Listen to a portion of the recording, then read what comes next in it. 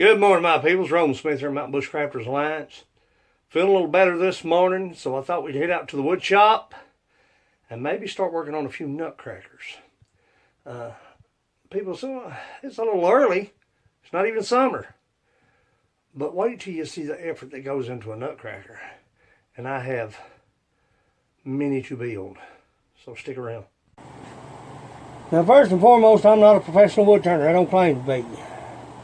Everything that I've learned myself, learned hands-on, through a lot of wood destruction, catches, bruised fingers. Didn't have no one to show me what I need to do. So I turned to YouTube. And as I began to turn wood, I wanted to learn how to make nutcrackers. All these beautiful, elaborate nutcrackers. And I watched video upon video of how to make a chest cavity for a functional nutcracker. I was using dado saws, routers, making jigs for routers, band saws, chisels, sanding upon sanding upon sanding. I knew there had to be an easier way. So I'm going to try to simplify this and quickly explain to you what I've done here to make this functional nutcracker body.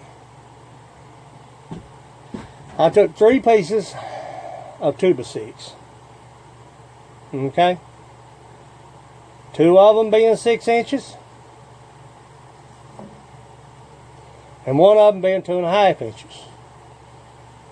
And I took my Gorilla Wood glue and my clamps and I clamped it together, keeping everything nice and neat and square. Left it for about 3 days. So I took the clamps off, and what I had was 3 pieces of wood, squared pieces of wood that was glued together with a short piece in the middle.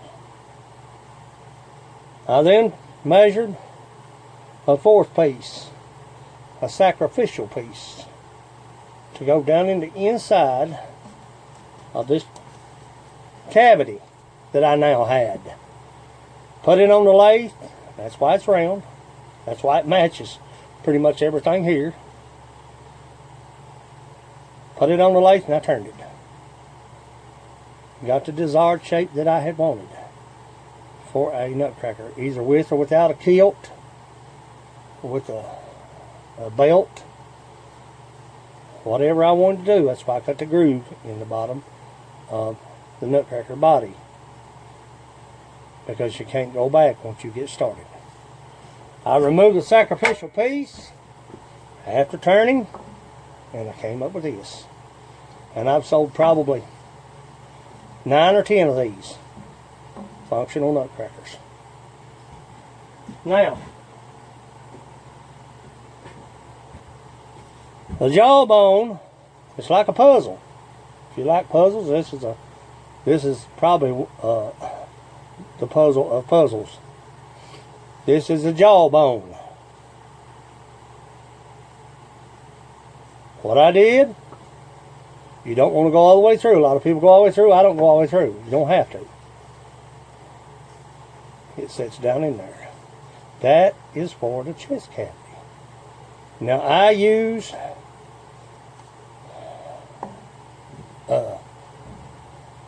20 bright, 16 bright nail. I don't use wood, and that's just for show. For a hinge pin. That allows that lower jawbone to work. So what we've got to do now, where we are in the stage of it all, we've got to make a head for this jasper. We've got to make arms for this jasper. We've got to make legs for this jasper. Boots and a base. Now my first nutcracker took me about 2 weeks from start to finish, and that was work, work, work, work, work. I can do a nutcracker now in about 2.5 days. I can have a functional nutcracker made with this design. Not boasting by any means, but if you want to turn a nutcracker, I've got plenty of them to turn. I've got this one started, but today we're going to turn the arms for this nutcracker. So stick around. I hope I'm explaining this where you can understand it. It's confusing, I know, but I didn't have anyone to show me what to do.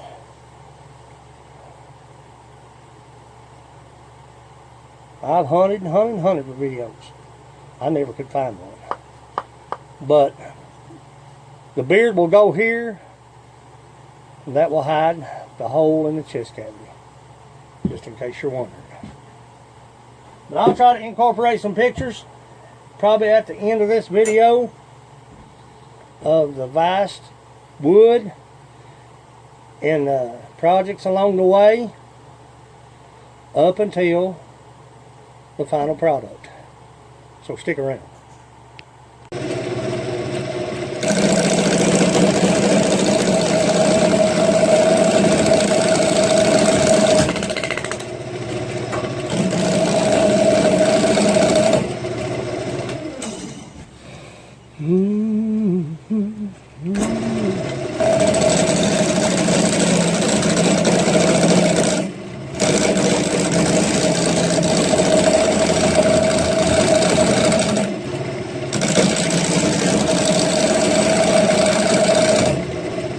Periodically check your wood. You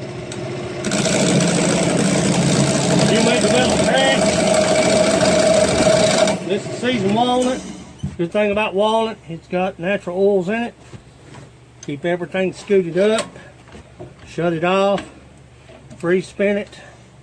Make sure you've got no pitches. Fire it up. And as you go along, rounding this off, speed your legs up. Sharpen the pull, the faster the blade, sharpen the cut. When you're roughing something out, there's no sense in this world going high traffic. You'll get hurt.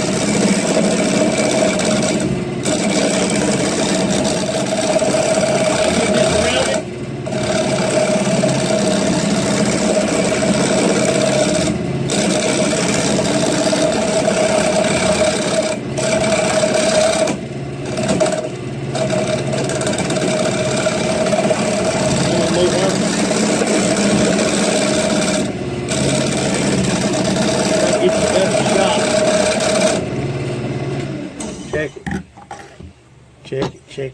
Check it.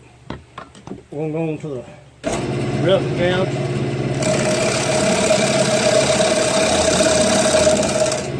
Rough and gouge takes off.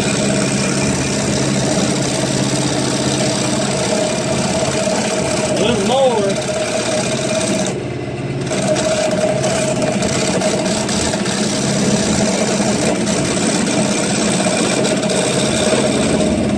Of the wood. This is the blade. Like I said, stop periodically. Check your wood. Make sure you've not developed any cracks. Looking at the end pieces, everything looks pretty good. Might have a little check mark there, that's fine.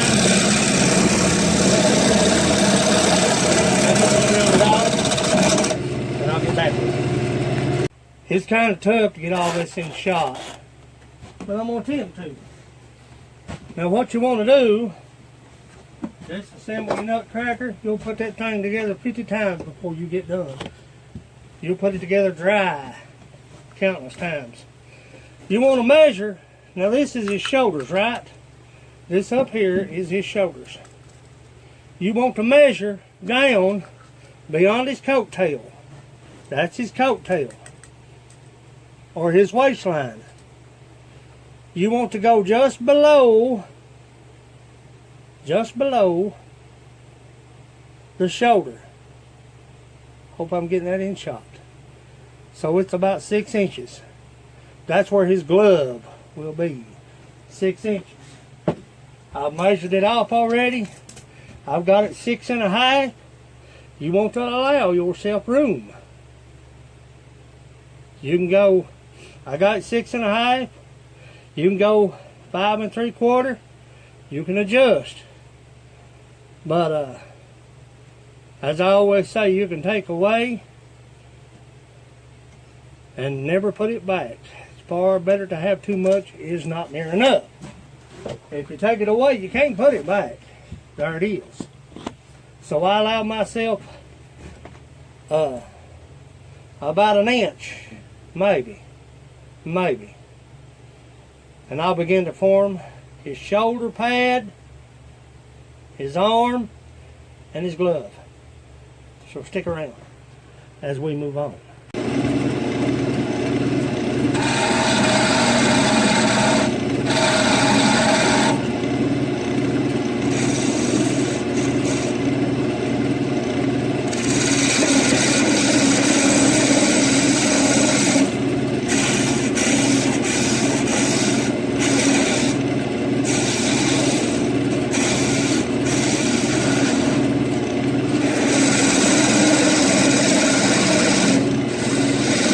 Begin to form the glove. Whatever your imagination and your ability will allow, begin to form the glove. I'll go back in here just a little bit.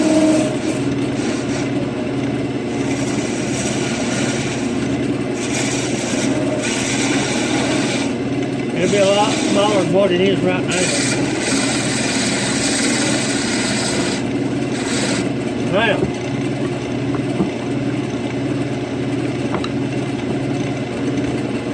cut the shoulder pad,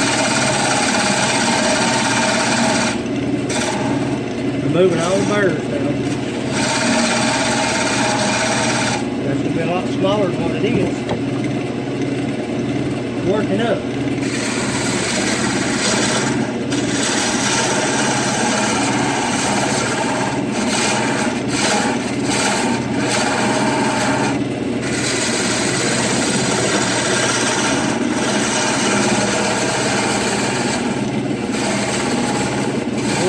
Right here now. We'll do punch stuff up next to that shoulder pad. Because if you miss, you ruin that shoulder pad. So let me drop it down just a little bit more. It's a little too close.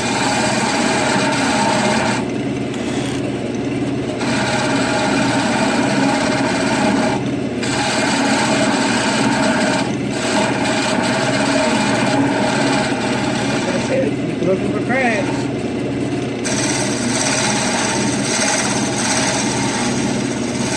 Round that shoulder pad out. You gotta paint this jacket. You know what I'm saying? The more work you do, the more sanding you do right here. That's the less work you're going to do later on, so stick around. Now I think you can see what we're doing now. There's your shoulder pad. That'll be below his shoulder line. I'm going to make his glove just a little bit smaller. Just a little bit smaller. Not much. But that's roughly exactly what we're looking for. So let me get this finalized and sand, and I'll show you how I attach. Then we'll move on. After speed sanding on the lathe, here's what we have created. I hope you're getting this in shot. I don't know if you are or not. That's walnut. That's beautiful stuff. But if I didn't use this, it was going to ruin. It was getting check marks bad in it. So I don't believe in wasting wood. If you can look around my shop, you can see that. But we've got the shoulder pad, the arm, and a glove. Let's see how he fits on the nutcracker. Perfect. Perfect. What I'll do now is I'll drill a hole in here up to about 3/8. I'll drill a hole in the body. I'll drill a hole in the shoulder pad and one in the arm. And I'll wooden dowel and glue that together. That'll be there for the duration, the life of this nutcracker. But I've got another arm to make over here, and I got 2 legs to make. Base, boots, Paint and assemble. This is the beginning of a good nutcracker. This is going to be a beautiful piece. He'll probably stand roughly. A lot of people ask this question. Sorry about jostling the camera. A lot of people ask, how tall will he stand? Well, your head is 4 inches, roughly. He'll wind up being about 14 inches tall, or 15 by the time I'm done. That's a good sized nutcracker. Solid wood. But I hope this has helped you some. Wanted to go through the process of making nutcrackers. I'm satisfied. Let's get to work. Roll Smith Mountain Bushcrafters Alliance. Thanks for watching.